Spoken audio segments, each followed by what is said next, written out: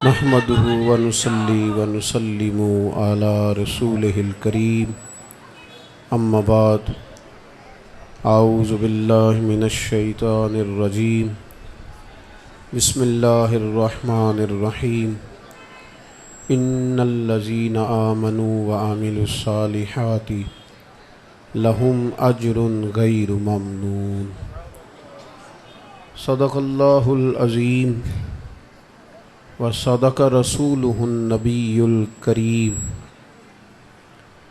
ونحن على ذلك لمن الشاہدین والشاکرین والحمد للہ رب العالمین ان اللہ وملائکتہ یصلون علی النبی یا ایہا الذین آمنوا صلوا علیہ وسلموا تسلیما الصلاۃ والسلام علیک یا سیدی یا رسول اللہ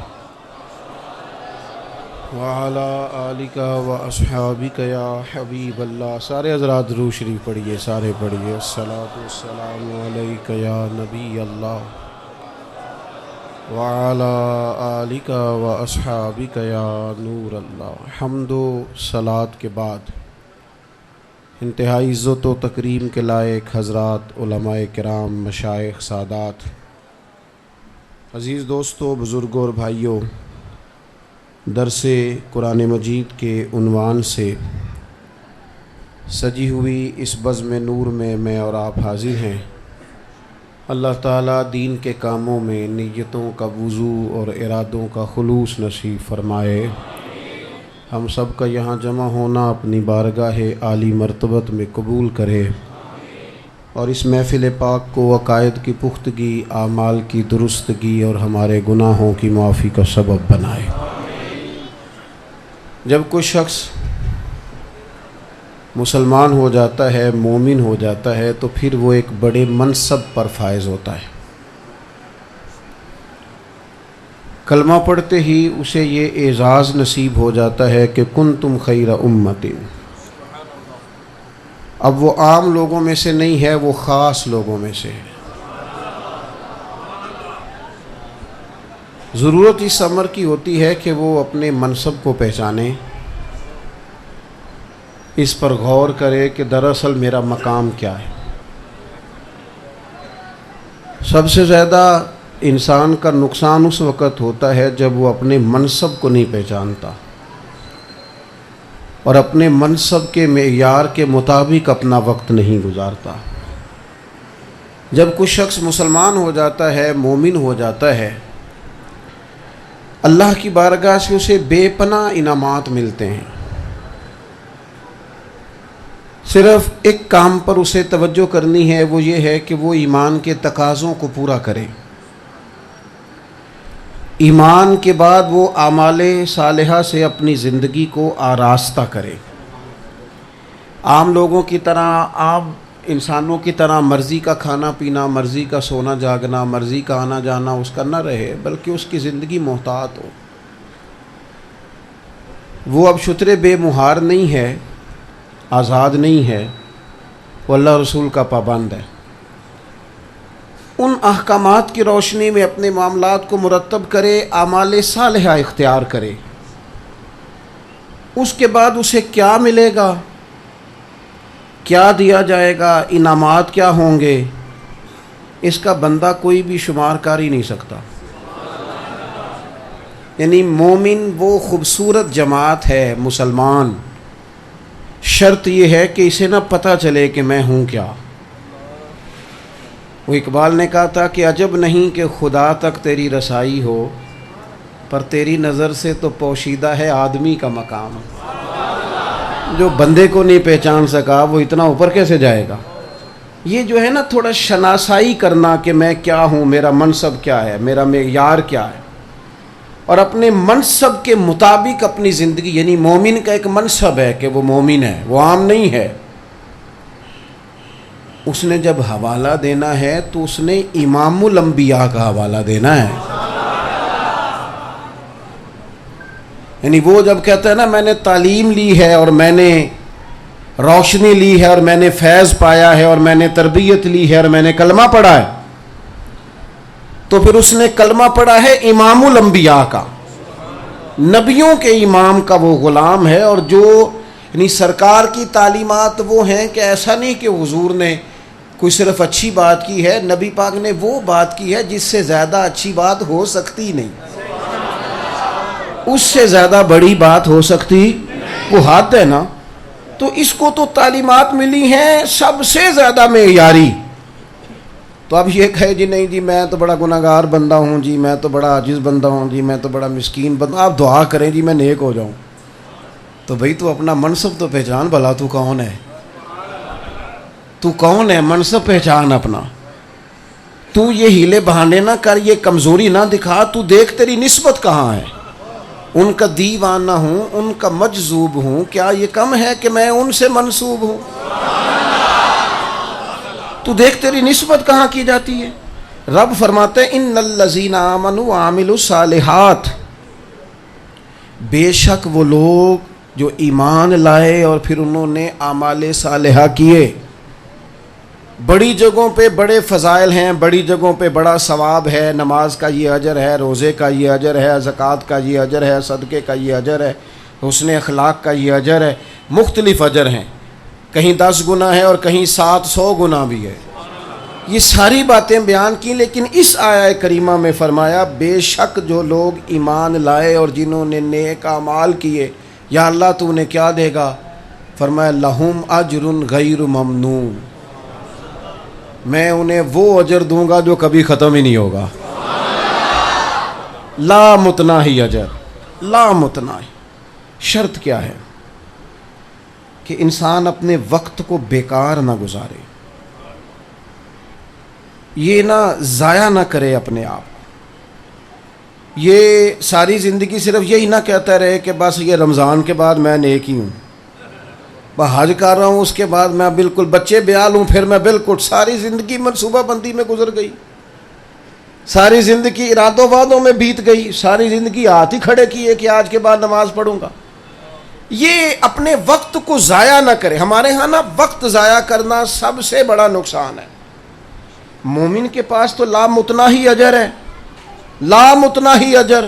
مومن تو کچھ نہ کرے، صرف مسکرا کے ملاقات ہی کر لے تو محبوب فرماتے ہیں رب اس پر بھی صدقے کا ثواب عطا کر دیتا ہے. اور یہ ایز اے اسپیشل کوئی کام بھی نہ کرے، ایز اے اسپیشل کوئی کام نہ کرے کہ میں یہ خاص کر کے یہ کام کرنے لگا ہوں. یہ ایز اے اسپیشل نہ بھی کرے، یہ جو روٹین میں کرتا ہے نا وہ صحیح کر کے کرے. کوئی نہیں سمجھ آئی آپ کو میری بات؟ جو کرتا ہے نا وہ تجارت کرے روز پیسہ کمائے، کوئی حرج نہیں. صبح و شام تجارت کرے پر سچ بول کے کرے،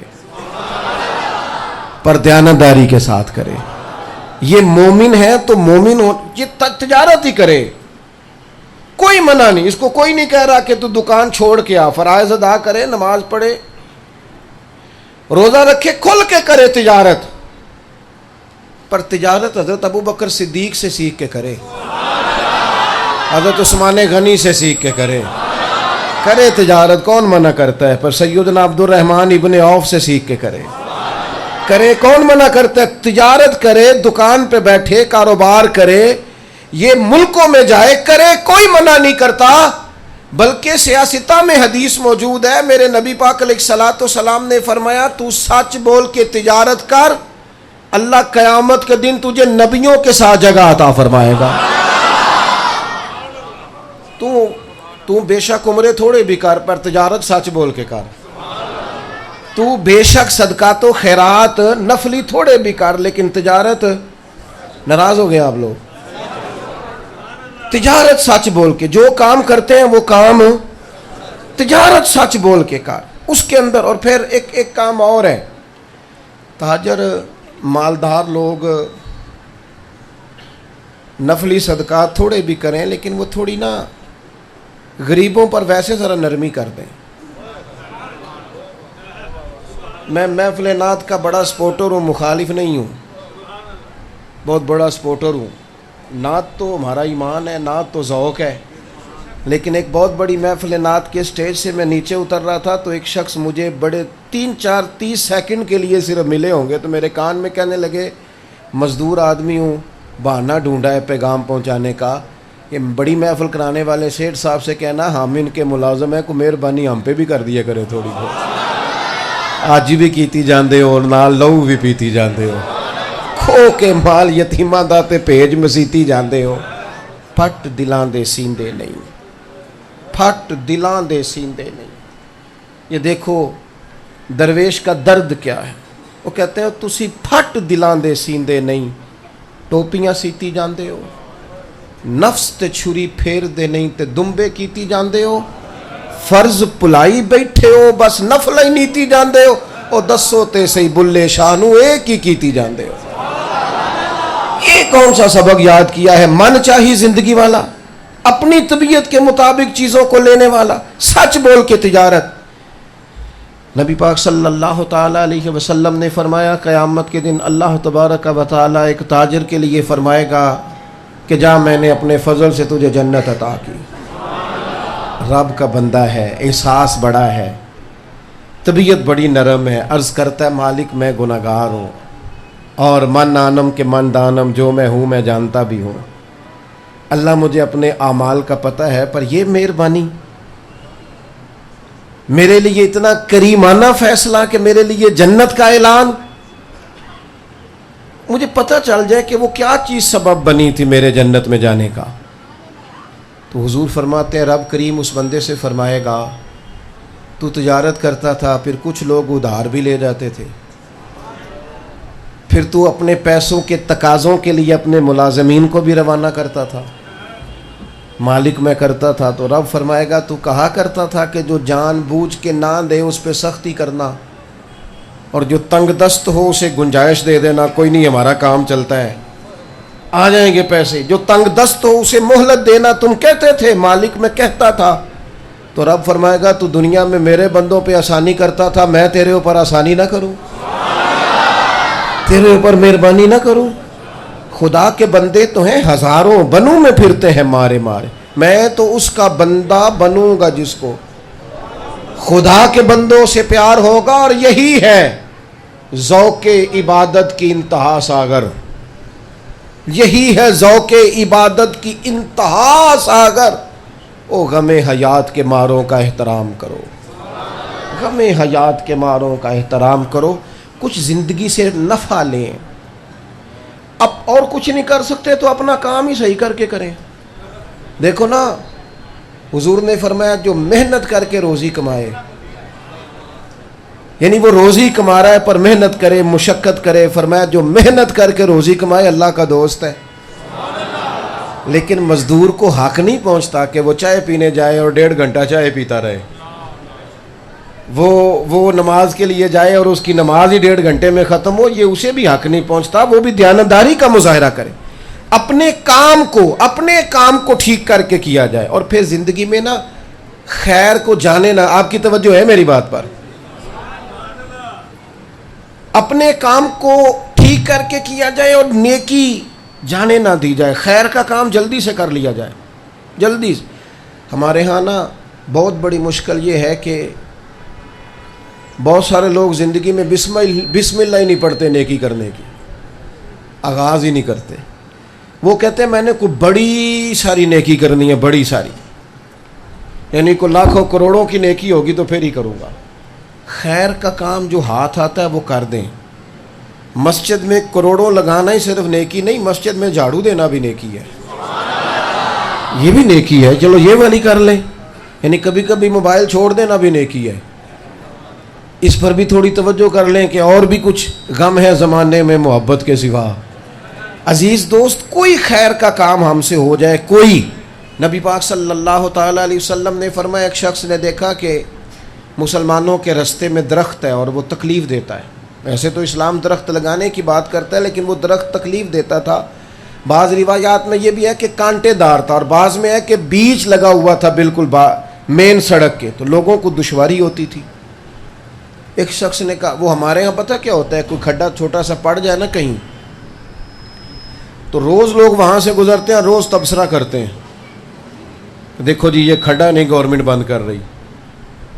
بھئی یہ تو اتنا مشکل کام ہی نہیں جس کے لیے پہلے اسمبلی میں بل پاس کیا جائے.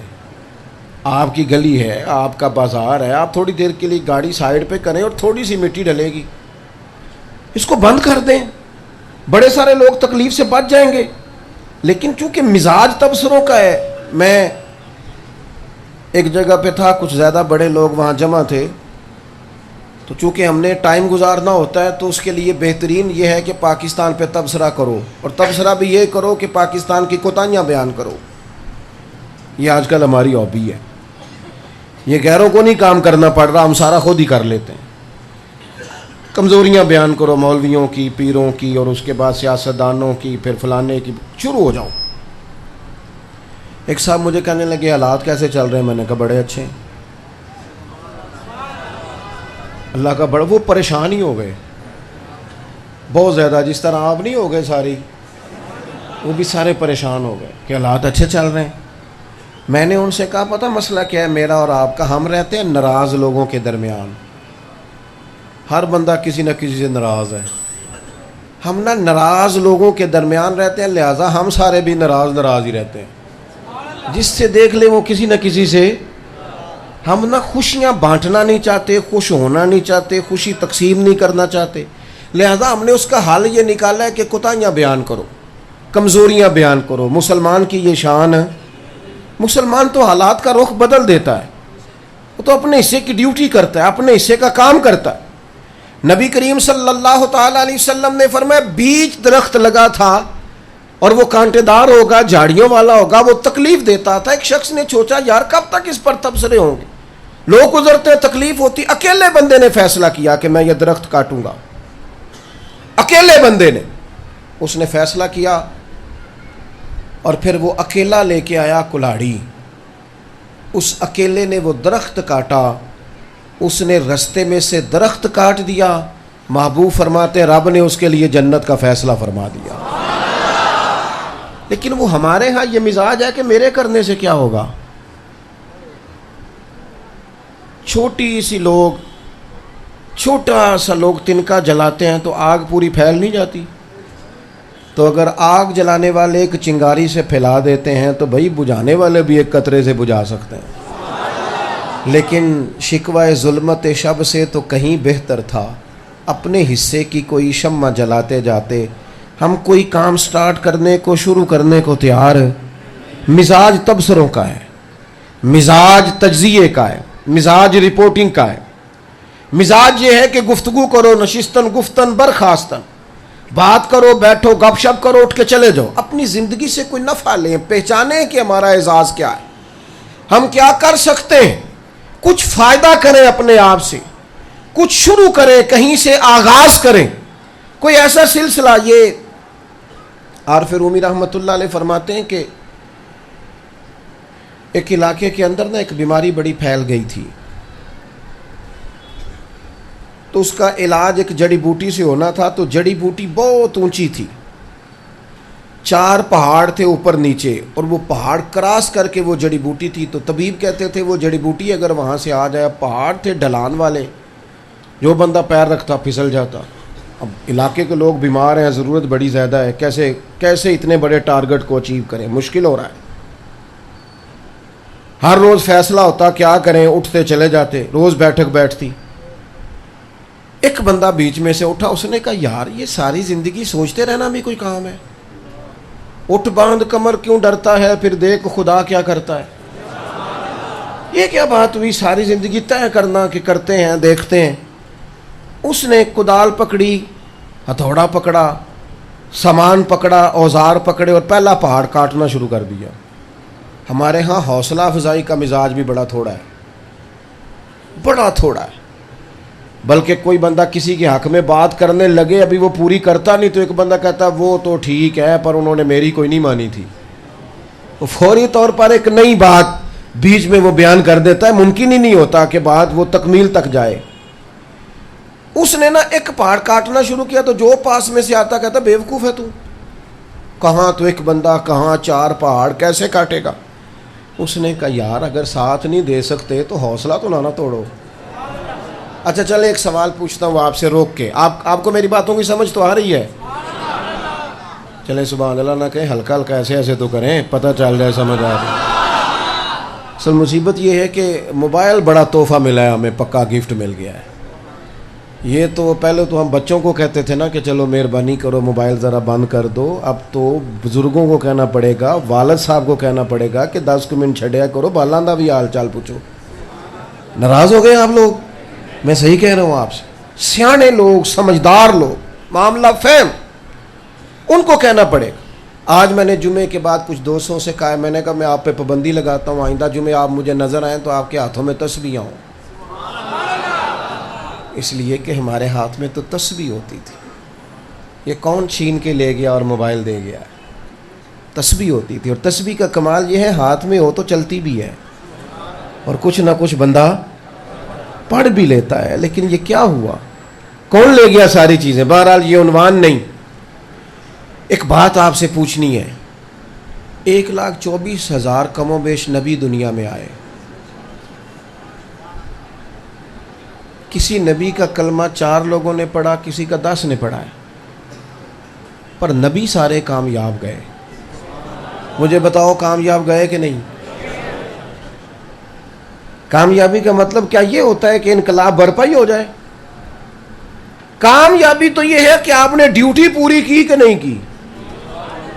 آپ, یہ تو حکم ہی نہیں ہے کہ گن پوائنٹ پہ لوگوں کو مسجد لے کے آنا ہے, آزان وقت پہ دینی ہے, مسجد ٹائم پہ کھولنی ہے.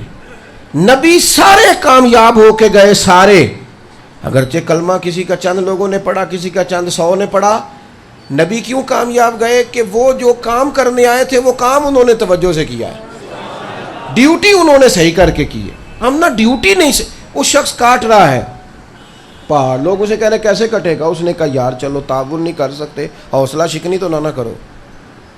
اس نے ایک پہاڑ کاٹا, سالوں لگ گئے, دوسرا کاٹا تو پھر سالوں لگ گئے, سال بیت گئے, زمانہ گزر گیا, بوڑھا ہو گیا, بیمار ہو گیا, 2 پہاڑوں پہ سیڑھیاں بنا سکا تھا کہ موت کا وقت آ گیا. اب چونکہ سیڑھیاں بن گئی تھی, لوگ آ جا رہے تھے تو کہنے لگے کیا ملا تجھے؟ نتیجہ کیا نکلا؟ جڑی بوٹی تک پہنچ نہیں سکا, ابھی 2 پہاڑ پڑے ہیں اور تیری موت کا وقت آ گیا ہے. اس چیز کی ضرورت ہے میرے وطن کو, میرے ملک کو اس شے کی ضرورت ہے. آج بستر مرگ پر اس شخص نے آنکھیں کھولی اور اس نے کہا تمہیں پتہ ہی نہیں میں کامیاب کتنا ہوا ہوں, تمہیں پتہ ہی نہیں میں نتیجہ کتنا لے کے دنیا سے جا رہا ہوں, تمہیں خبر ہی نہیں. نے کہا کیا مطلب؟ کہنے لگا میں نے آدھا رستہ آسان کر دیا ہے, آدھا رستہ میں نے آسان کر دیا ہے. اب جو میرے بعد آئے گا نا وہ 0 سے شروع نہیں کرے گا, وہ 3 سے شروع کرے گا. اور میں نے آدھی مشکل تو حل کی. ہمارے ہاں کوئی آدھا سفر بھی آسان نہیں کرتا, چلو آدھا تو آسان ہو جائے. ہم نہ تھوڑا سا بھی کام کرنے کو تیار. یہ ہمارے ہاں جو سیاسی لوگ ہوتے ہیں نا, اللہ ماشاء اللہ, یہ ڈانگ ٹپاؤ وقت گزارتے ہیں ساری سیاسی جماعتیں. الیکشن قریب آ گئے تو کچھ چیز سستی کر دو, کو تھوڑا پیکج دے دو, کو تھوڑا یوں کر دو, صرف تھوڑا سا لوگوں کے دلوں کو نرم کرنے کے لیے. کوئی مستقل بنیادوں پر پالیسیاں وضع نہیں کی جاتی, تھوڑا سا ماحول بس بنایا جاتا ہے. عزیز دوستو, اپنی زندگی سے کوئی کام لینا ہے, مومن کے لیے نہ ختم ہونے والا اجر ہے. بس شرط یہ ہے کہ ہم نے کچھ کرنا ہے, اپنی زندگی کسی کام پہ لگانی ہے, اس سے کوئی نفع لینا. اور پھر ایک اور بات بھی یاد رکھیے گا, انعام ہمیشہ کوشش کرنے والوں کو ملتا ہے. انعام ہمیشہ. 14 صحابہ بدر میں شہید ہوئے تھے, آپ ان کے نام نہیں بتا سکتے اور میں امتحان بھی نہیں لیتا آپ کا, لیکن ان 14 لوگوں کا خون میدان بدر میں پوری دنیا کے کفر کے دل میں مسلمانوں کا رعب بٹھا گیا ہے. انہوں نے تختیاں نہیں لگوائیں, ضرورت نہیں تھی. ان لوگوں نے کوئی ان کے نام پر محلوں کے نام نہیں رکھے گئے, اگرچہ رکھنے چاہیے, مقدس لوگ ہیں, لیکن ان لوگوں نے کیا کیا ہے کہ وہ نہ رعب ڈال گئے پوری دنیا کے کفر کے دل میں اسلام کا.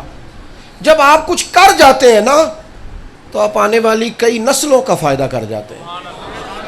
آپ بڑے بڑے لوگوں کا نفع کر جاتے ہیں جب آپ کچھ کر گزرتے ہیں. لیکن ملت کا جوان اور ہمارے دوست مطلب بور وقت گزارتے ہیں کھانے پینے میں، اچھے کپڑے خریدنے میں، اور نئی سے نئی سیاحت کرنے میں ہمارا وقت ضائع ہوتا ہے، تبصروں میں وقت ضائع ہوتا ہے، فضول ابحاث میں وقت ضائع، فلانا کیا کر رہا ہے اس پر وقت. حالانکہ یہ ہمارے ذمے تو صرف اتنا پتہ کرنا تھا کہ کسی کو میری ضرورت تو نہیں، صرف بھوکے کی خبر رکھنی تھی کہ اگر وہ بھوکا رہ گیا تو اللہ مجھ سے حساب مانگے گا. خبر پیاسے کی، لیکن بھوکے پیاسے کی خبر کوئی رکھنے کو تیار ہے؟ جس کے پاس پیسے آ جائیں اس کی خبر رکھتے ہیں کہاں سے آئے ہیں. اگر کوئی کامیاب ہو جائے تو پھر لوگ پتہ کرتے ہیں کہ یار یہ مطلب یہ کیسے ہو گیا، مجھ سے آگے کیسے نکل گیا. اپنے وجود سے، اپنی زندگی سے، اپنے آپ سے کوئی کام لیا جائے.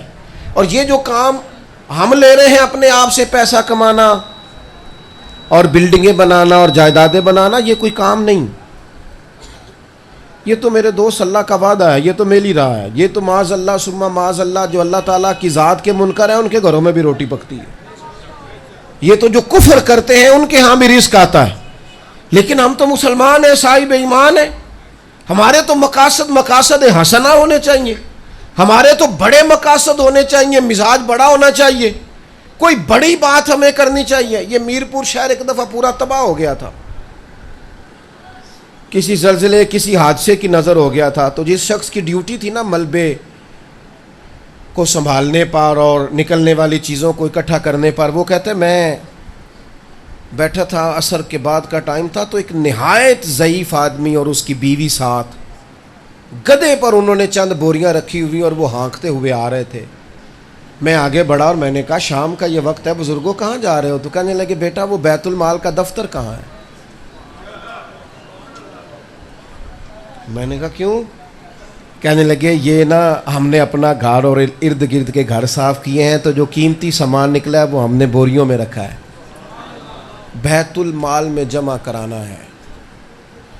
تو وہ شخص کہتا ہے ہم تو چوریاں پکڑ رہے تھے جو لوگوں نے چھپا لیا تھا، اور یہ بزرگ اور ضعیف آدمی اور خود تلاش کے اور یہ سارا کر کے خود لے کے آئے.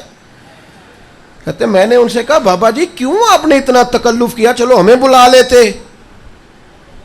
تو کہتے ہیں وہ دونوں بزرگ میاں بیوی اتنا روئے کہ زمین پر بیٹھ گئے. کہنے لگے پتر سارا شہر اجڑ گیا ہے، ہمارے بزرگوں کی یہاں قبریں ہیں، سنا ہے بیت المال میں ہم مال جمع کرائیں گے تو شہر پھر سے آباد ہو جائے گا. ہم نے گھر نہیں بسانا، ہم نے شہر بسانا ہے. یہ شہر بسے گا تو اپنے نظر آئیں گے، یہ شہر بچے گا تو محبتیں تقسیم ہوگی، یہ شہر بسے گا تو رشتہ داریاں بڑھیں گی. یہاں ہمارے بزرگوں کی قبریں ہیں، ان پہ کوئی آئے گا، کوئی کسی کا نام لے گا، خالی گھر بس گیا اور کوئی ہوا ہی نہ تو وقت کیسے گزرے گا. یہ مومن کی شان ہے، یہ مومن کا مرتبہ ہے. مومن کا مومن جب بات کرتا ہے تو بڑی کرتا ہے. وہ چونکہ ایک منصب پر فائز ہوتا ہے تو وہ بڑی بات کرتا ہے. وہ اپنے دائرہ کار کو اتنا محدود نہیں کرتا کہ وہ اپنے بچوں کی سوچ سے نکلے اور اپنے بچوں ہی کی سوچ پر گم ہو جائے. وہ انقلابی بات کرتا ہے. بڑی بچے حضرت صدیق اکبر کے بھی تھے، اور حضرت ابوبکر صدیق کو یہ اعزاز حاصل ہے کہ 4 نسلیں صحابی ہیں ان کی، پوتے اور نواسے اور بیٹے، یہ سب لوگ ان کے صحابہ میں سے تھے. لیکن جب بات امت کی آئی نا، اور جب بات بڑے فیصلے کرنے کی آئی تو پھر انہوں نے اپنی محبت نہیں دیکھی، پھر انہوں نے امت کا نفع دیکھا. اور سیدنا عمر فاروق کو بلا کے فرمایا میں تمہیں مسلمانوں کا امیر مقرر کرتا ہوں. یہاں بڑی آسانی کے ساتھ ساری چیزیں اپنے ہی گھر میں بانٹ نہیں دی جاتی، میں عمر کو مقرر کرتا ہوں. کہا جناب آپ فاروق اعظم کو کیوں مقرر کر رہے ہیں؟ فرمایا یہ ملی ضرورت ہے، یہ امت کی ضرورت ہے، عمر امت کی ضرورت ہے. اور فرمانے لگے اگر اللہ نے مجھ سے پوچھا نا کہ محبوب کی امت کس کے ذمے لگا کے آئے ہو تو عرض کروں گا مالک جو تیرے محبوب کی امت کے لیے سب سے بہتر آدمی تھا اس کے ذمے لگا کے آئے ہو. سوچوں کو قومی سطح کا بنا ہے.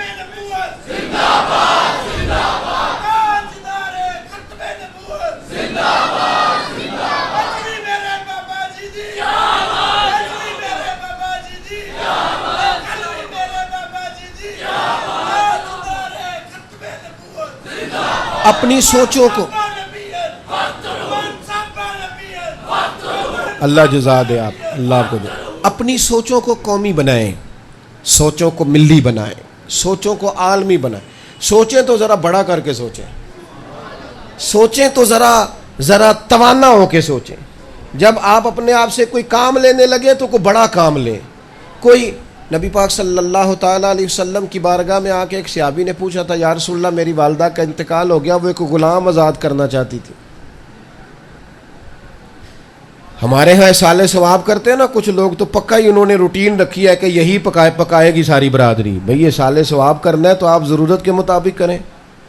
مجھ سے ایک دوست نے پوچھا، میرے جاننے والے تھے، کہنے لگے سالے ثواب کرنا ہے والدین کو، کیا کروں؟ میں نے کہا وہ حویلی آپ نے ایک جگہ بنائی ہے، وہاں لوگوں کا رستہ تنگ ہو گیا ہے، وہ تھوڑا سا رستہ کھول دیں، انشاءاللہ آپ کے والدین کو بڑا ثواب ملے گا. لوگ ذرا آئیں جائیں گے تو آپ کے والدین کو ثواب ملے گا. نبی کریم علیہ السلام کی خدمت میں عرض کی، یا رسول اللہ صلی اللہ علیہ وسلم والدہ چلی گئی ہیں، وہ غلام آزاد کرنا چاہتی تھی، ان کی طرف سے غلام آزاد کروں؟ تو حضور نے فرمایا کر، اللہ تیری ماں کو اس کا اجر عطا کرے گا. کوئی بڑا اپنے بزرگوں کے لیے کوئی بڑا کام کریں، کوئی ان کے لیے کوئی بڑا، سال کے بعد چند لوگوں کو جمع کر کے سال ثواب کرنا، اس کا انکار کوئی نہیں کر رہا، وہ بڑا عمدہ کام ہے، لیکن کوئی بڑا ذہن کیوں نہیں بناتے، کوئی بڑی وسعت کیوں نہیں لاتے اپنی طبیعت میں؟ اور پھر جتنا رونا حکمرانوں کا روتے ہیں نا، اتنے زیادہ غریب نہیں ہوتے ہماری گلیوں میں. ایک گلی میں جتنے امیر لوگ ہوتے ہیں وہ سارے مل کے کوشش کریں تو گلی کے سارے غریبوں کا سارا آسانی سے ڈھانپا جا سکتا ہے. لیکن وہ ہم چونکہ کہتے ہیں ہمیں نہ کچھ کرنا پڑے، یہ کوئی اور ہی آ کے کرے، کوئی اور آئے اور وہ آ کے کام کرے، اپنے آپ سے، اپنی صلاحیت سے، اپنے مال سے، اپنی گفتگو سے، اپنے قلم سے جتنا فائدہ کر سکتے ہیں امت کا، قوم کا، ملت کا، وہ کریں. اور خیر کا کام جو بندہ بھی کر رہا ہو نا، جو بھی، اس کو بھی قبول کریں. میں یہاں تقریر کر رہا ہوں اس وقت آپ کے سامنے، تو اس وقت یہاں کر رہا ہوں تو گجرانوالہ تو نہیں نہ کر سکتا، ایک ٹائم میں لاہور تو نہیں نہ کر سکتا، پنڈی تو نہیں نہ کر سکتا. تو چلو جو اس وقت پنڈی کر رہا ہے مجھے اس کا وجود بھی قبول کر لینا چاہیے. جو کوئی شخص اس وقت گجرانوالہ میں تبلیغ کر رہا ہے مجھے اس کا وجود بھی قبول، اس کی خدمات کو بھی قبول. اس سے ملی سوچیں پیدا ہوتی، اس سے قومی سطح کا مزاج ابھرتا ہے. لیکن وہ ایسی ہوا چلی ہے کہ ہر شخص سوچتا ہے تمام شہر جلے بس ایک میرا گھر نہ جلے. اس سے خطرناک نتیجے برآمد ہوتے ہیں. مومن کو لامتناہی اجر ملے گا. آج سے نہیں، ابھی سے اپنے لیے کچھ طے کریں، کچھ ٹارگٹ بنائیں اپنی زندگی کے، میں نے یہ خیر والا کام کرنا ہے. کچھ نہیں نہ ہو سکتا تو لوگوں کے حق میں دل ہی نرم کر لیں. حضور علیہ السلام نے فرمایا، پتہ ہے جنت میں کون لوگ جائیں گے؟ یا رسول اللہ کون؟ فرمایا جن کے دل چڑیوں کی طرح نرم نہیں ہوتے. فرمایا مومن تو اس طرح ہوتا ہے جس طرح اونٹ کے ناک میں نکیل جہاں بٹھاؤ بیٹھ جاتا ہے، اٹھاؤ. اور حضور ایک مقام پہ یہ بھی فرماتے ہیں مومن نرم دل ہوتا ہے، سامنے والا اسے بیوقوف سمجھ لیتا ہے، وہ سمجھتا ہے شاید اسے پتہ ہی نہیں ہو یہ نرم دل ہے، تیری بات مان گیا ہے، ورنہ شعور اسے سارا ہی ہے، خبر بھی اسے ساری ہے. اپنے آپ سے، اپنے معاملات زندگی میں کچھ خیر شامل کریں. یہ جو ہم وقت ضائع کرتے ہیں نا بے انتہا، اس کو چھوڑ دیں. ایک آدھ کام لیں، اسے صحیح کر کے کریں، سونا کر کے کریں. ایک خدمت لیں، پھر اسے پوری. اور اسپیشلسٹ بندہ کسی شعبے میں ایک ہی ہوتا ہے، سارے آپ جاتے ہیں نا تو آپ کو کوئی مرض ہو تو آپ کہتے ہیں اس مرض کا اسپیشلسٹ چاہیے، تو کسی ایک کام کے اسپیشلسٹ بن جائیں، پھر اس کام کو کریں، اس کو زندگی بھر کریں، وہ خدمات سر انجام دیں. اس کا نفع ہمیں کیا ہوگا؟ ایک تو اجر لام اتنا ہی ملے گا، ایک زندگی ضائع نہیں ہوگی، وقت برباد نہیں ہوگا. ایک یہ جو لوگ کہتے ہیں میں بور ہوتا ہوں، ٹینشن میں رہتا ہوں، ڈپریشن میں رہتا ہوں، اس سے نکل آئیں گے. جو لوگ اپنے وجود کو کسی کام میں لگا لیتے ہیں ان کا وجود ویسے ہی قیمتی ہو جاتا ہے. اللہ کریم کی بارگاہ میں دعا کرتا ہوں جو میں کہہ سکا ہوں اللہ اسے قبول فرمائے. دوران گفتگو کہیں بھول گیا ہوں تو اللہ تعالیٰ درگزر فرمائے. ہم سب کے حال پہ رحمت کی نظر فرمائے. وما علینا الا البلاغ.